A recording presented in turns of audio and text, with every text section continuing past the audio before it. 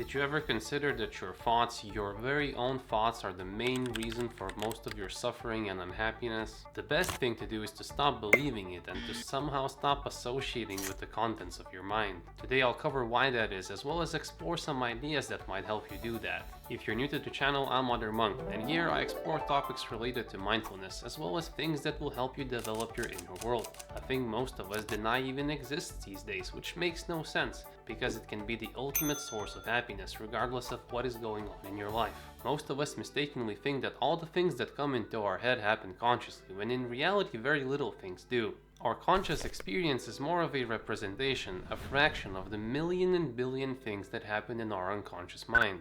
This means that most of the things we become conscious of, we have little control of. I actually have covered the topic of how the mind works in more detail in a different video.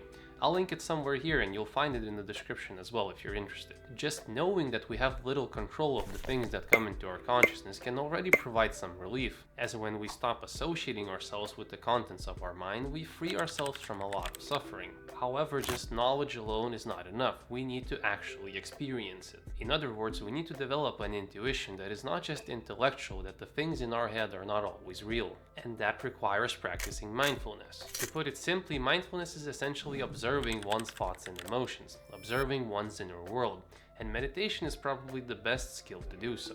I have spent many hours meditating and have experienced these ideas firsthand. You would be greatly surprised at the degree to which your mind can create things that are not real. While sitting with my eyes closed calmly, I have experienced such severe physical sensations that felt as real as reality itself. I have felt things such as severe heat, shaking, shivering, various visual hallucinations, and many other sensations. And that is not just my personal experience. Many meditators have documented on having tears, sweating, fake noises, fake smells, and many other sensations. As I continued to practice, these sensations eventually faded away, and in literature this phenomenon is described as your mind unifying on a common goal, which is to focus on your breath at that point.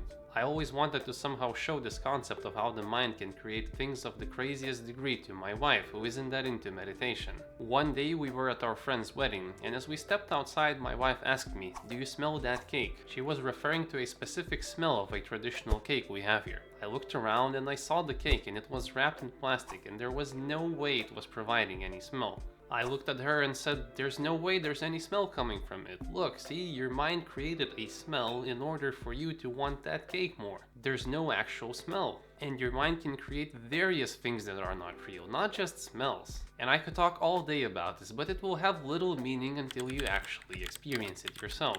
And as I said, meditation is the best way to experience this firsthand, and it will eventually help you create detachment of the things that are happening in your mind. In other words, it will help you create this intuition to constantly question the things in your head, to constantly question whether all of those things are real. Maybe you got some stories where you realized that what you are experiencing consciously wasn't real, so to say.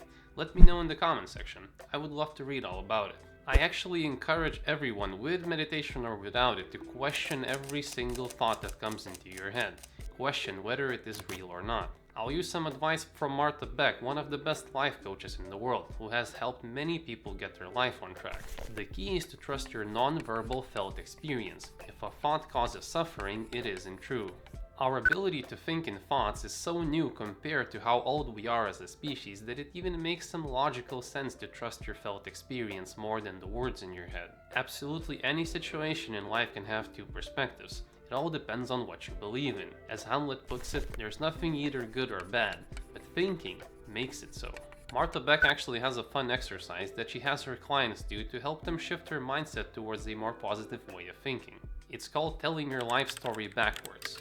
You need to list 3 things, relationships, any objects without of which your life would be significantly worse.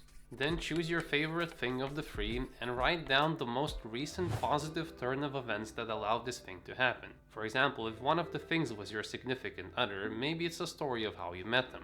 Maybe you got lucky on some dating app or just happened to be under the same roof at the same time. Then read what you just wrote down and continue the process of going further back. So write down any other positive event that allowed for this other event to happen. You keep repeating the process until you find one piece of bad luck that allowed for this event to happen. For example, I really love running, partially because I didn't have many friends growing up. so spending time alone with my thoughts is highly comfortable for me. Martha actually has many other interesting practices. If that sounds interesting to you, check one of her books like Steering by Starlight or Integrity. Or if you'd like me to cover more of these practices, let me know in the comment section. While those practices can definitely be useful, I am a big enthusiast of meditation.